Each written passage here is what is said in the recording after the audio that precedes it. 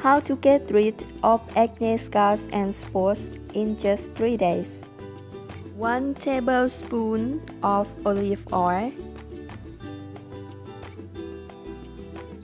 and 1 tablespoon of sugar. Mix them.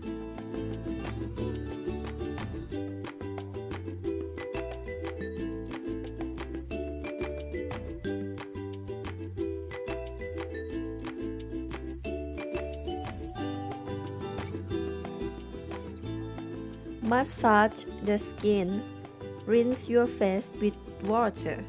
It will improve your skin's texture and overall state.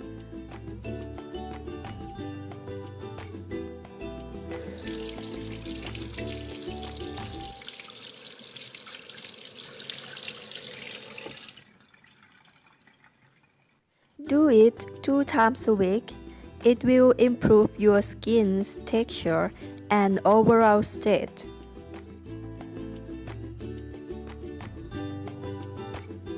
Thank you for watching. If you like this video, please subscribe and give us thumbs up.